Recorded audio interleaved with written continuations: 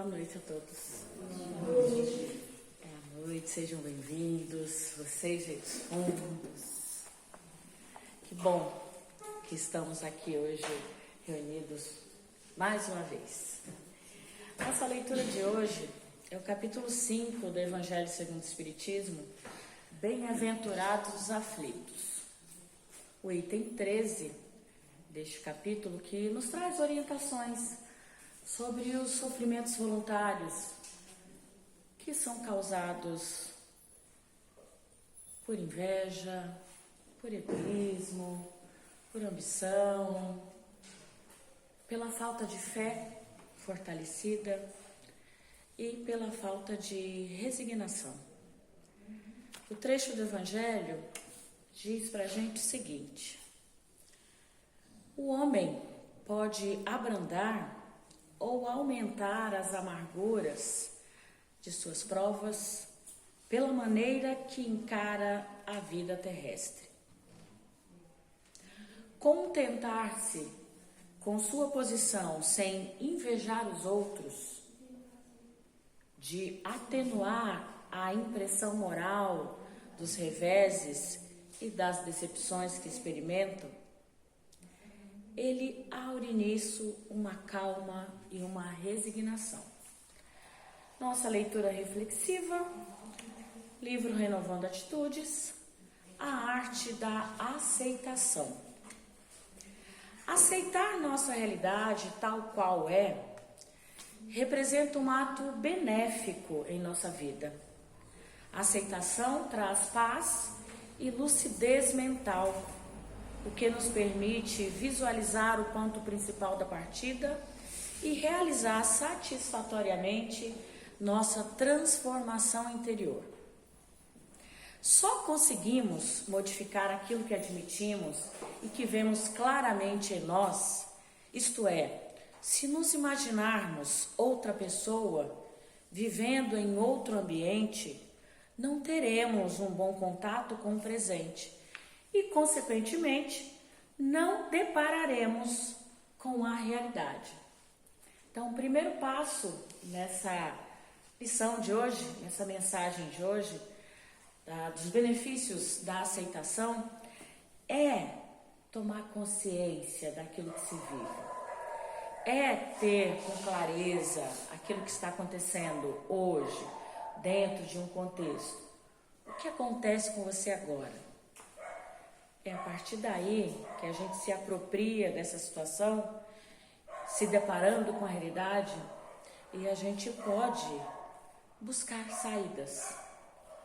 A propósito, muitos de nós fantasiamos o que poderíamos ser, não convivendo, porém, com nossa real pessoa. Desgastamos dessa forma uma enorme energia por carregarmos constantemente uma série de máscaras como se fossem utilitários permanentes. A gente começa com a não aceitação de nós mesmos. A atitude de aceitação é quase sempre característica dos adultos serenos, firmes, equilibrados. E essa atitude se soma ao estímulo de possuir o senso de justiça, pois essas pessoas, elas enxergam a vida através do prisma da eternidade.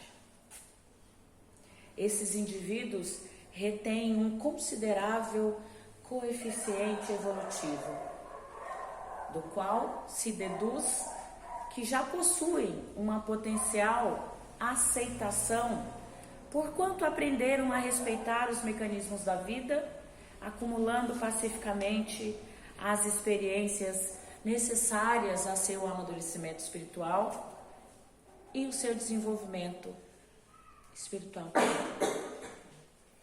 Então, quando a gente se depara com uma pessoa que tem um nível de aceitação maior, fora do comum, a gente está diante de um ser espiritualmente amadurecido. Porque não é fácil.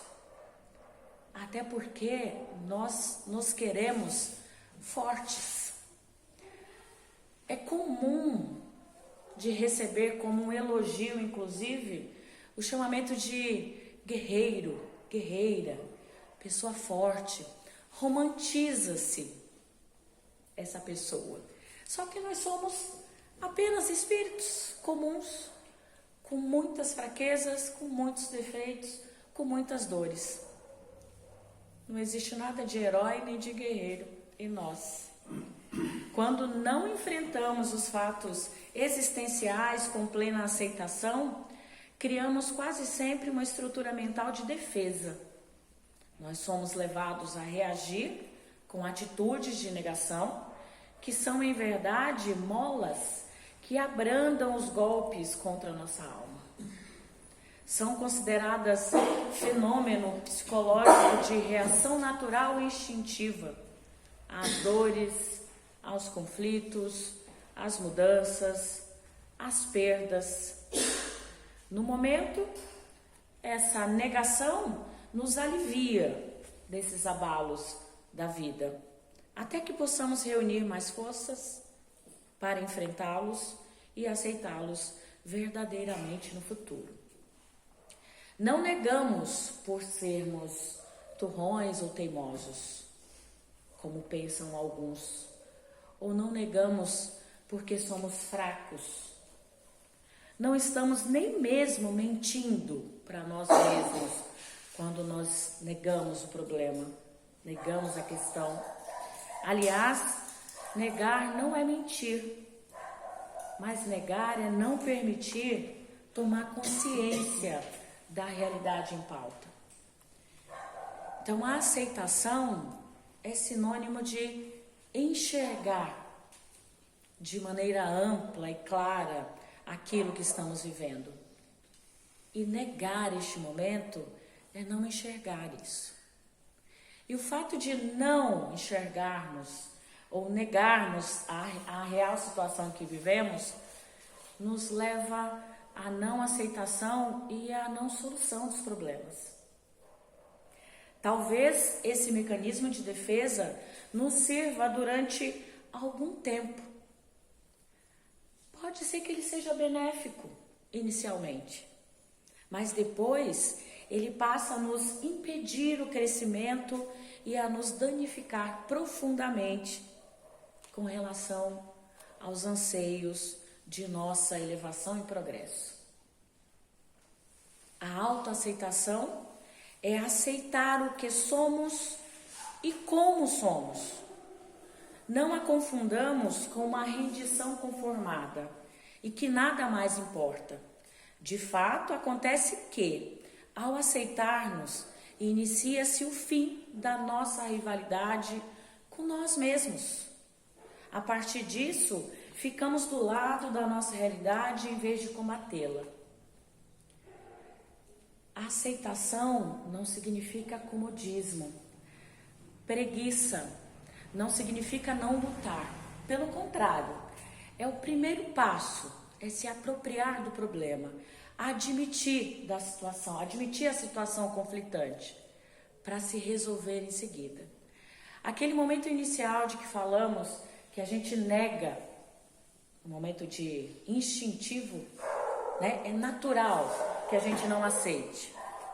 É o momento da gente adquirir forças, aumentar a nossa fé, para passo seguinte, aceitar de maneira resignada. O que significa isso? Dar o primeiro passo para resolver a questão, nem que seja desapegando. Então, em momento algum, quando a gente fala da aceitação como algo benéfico para o nosso progresso e desenvolvimento espiritual, nós estamos falando de se acomodar, de deixar de lutar. Recebi um diagnóstico de uma doença mortal, séria, e aí aceitei e vou ficar lá jogado na minha cama, né, deitado, com a boca escancarada, cheia de dentes, esperando a morte chegar? Claro que não. A aceitação não é sinônimo disso. Diz o texto: o homem pode abrandar ou aumentar a amargura das suas provas pela maneira como encara a vida terrestre.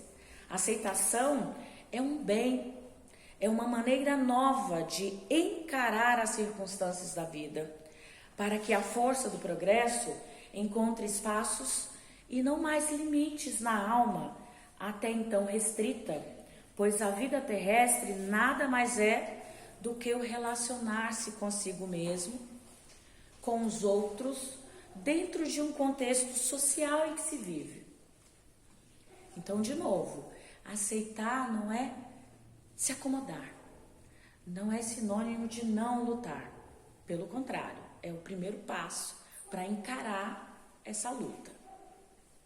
Aceitar-se é ouvir calmamente as sugestões do mundo, é prestar atenção nas pessoas à nossa volta, admitir o modo de ser dos outros, respeitando essa maneira de ser e principalmente respeitar a nós mesmos, sendo o que realmente somos e fazendo o que achamos adequado para nós e para os outros.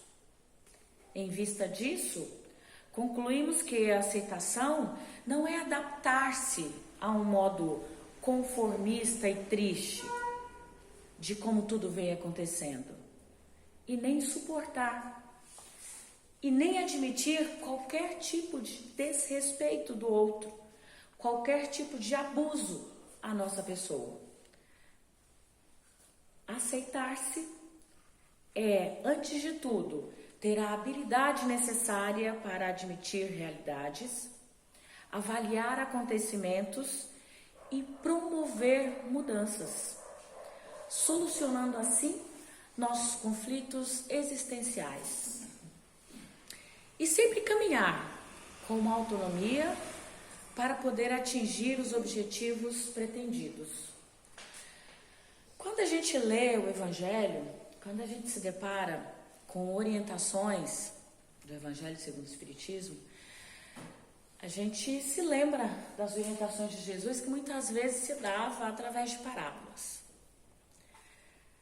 Eram falas ilustrativas, metafóricas, né? Porque o povo daquela época não tinha a condição necessária para entender as palavras nuas e cruas, curtas e grossas. Hoje nós já temos essa condição, porque nós temos o esclarecimento através do Evangelho segundo o Espiritismo, da codificação, da ciência e consciência da eternidade da vida. Se nós considerarmos as nossas aflições com um olhar apenas terrestre, com um olhar de mortal, a gente vai dar uma dimensão muito maior a esses problemas e a essas dores. Se tivermos o olhar, a ciência e a consciência e a fé na reencarnação, a fé no poder de misericórdia de Deus, a gente vai ter um olhar de que a nossa experiência terrestre, ela é apenas um pedaço muito pequeno da infinitude da nossa vida eterna. E aí a gente se depara com um olhar que deixa claro pra gente que tudo vai mudar, de que amanhã será um outro dia e que eu tenho novas possibilidades, novas oportunidades, novas chances. E eu vou decidir o tamanho que vai ter o meu problema e o peso que eu darei a ele. Eu quero falar com vocês, partilhar com vocês, porque a gente precisa sempre de algo concreto, né? Senão fica muito na retórica, no abstrato. E eu vou dizer a vocês que eu convivi com uma doença por 30 e tantos anos. E eu falo convivi porque eu neguei essa situação por todo esse tempo. Até um dia que o universo ele faz assim, ele te empurra aqui, te derruba acolá, para te levar para o caminho. E nesse despertar eu descobri que eu tinha que aceitar. E aceitar significou para mim lutar pela cura da doença, pela saída, pelo melhor tratamento, pelos especialistas. E eu vou dizer a vocês que não foi fácil, porque dá a impressão de que quando você começa a lutar, o universo parece que quer te provar o contrário, né? Porque eu tive diante de um especialista que falou para mim que eu não tinha o perfil da doença, portanto, vá para casa, esquece que você não tem essa doença, né? A minha médica que me acompanhava há 12 anos insistia de que eu também não tinha esse perfil, e chegou numa situação em que eu fiz uma viagem de 5 dias e eu passei 4 dias desses 5 dias de viagem sendo internadas na UPA de Foz do Iguaçu. E aí eu falei, não, posição. Né? Essa doença, ela me tirava a qualidade de vida, ela me tirava a possibilidade de trabalhar quando eu estava em crise, né? Que me deixava aquela fera acuada que queria machucar o outro, porque eu estava machucada, então você vê o outro como culpado de tudo. E eu me vi numa situação de que ou eu ia buscar ajuda ou eu ia buscar ajuda, eu não tinha outra opção, não existia opção de não aceitar. E eu me vi resignada e fui à luta. E exigi, até que eu encontrei, né, a possibilidade, exigi da minha médica que ela me fizesse uma solicitação de um exame que ela não queria, porque achava desnecessário, né, por ser um exame caro, enfim. E que ela tinha certeza que o resultado seria negativo para a doença. Quando realizei o exame, o resultado foi positivo. Né? Fui às cegas, porque não tinha indicação nenhuma de um especialista, e de cara, de maneira urgente, eu já fui para a primeira cirurgia, que não deu certo porque não pôde ser feito nada. O cirurgião já me encaminhou para um outro, porque já fugia a alçada dele, tamanha era o avanço da doença. E assim eu fui, à base de morfinas e derivados de morfinas, muitos medicamentos, muitas drogas. Eu me vi por 4 anos literalmente drogada. Quando marquei minha cirurgia, que eu via como minha saída, 4 dias antes da cirurgia, meu pai morre. E aí eu falei, gente, não é para eu fazer essa cirurgia. Só que eu tinha aceitado tanto a questão na minha vida, a problemática na minha vida, gente, que eu fui pro velório do meu pai, enterrei meu pai e queria fazer a cirurgia. O médico é que achou, ele simplesmente falou para mim, eu jamais vou te operar numa situação dessa. Mas daqui a 2 meses a gente se encontra. Então eu vou dizer para vocês que quando a gente aceita, a gente se desapega do problema e a gente busca soluções. Quanto a gente não aceita que tá com problema, que o time não tá jogando bem, que você tem reservas que você pode colocar em campo para resolver o jogo, a gente vai continuar perdendo esse jogo. Então, de uma maneira bem concreta, eu gostaria de pedir a todos que buscassem esse momento de aceitação, né, que nós possamos ter calma e ter, acima de tudo, a resignação, que é o aceitar lutando.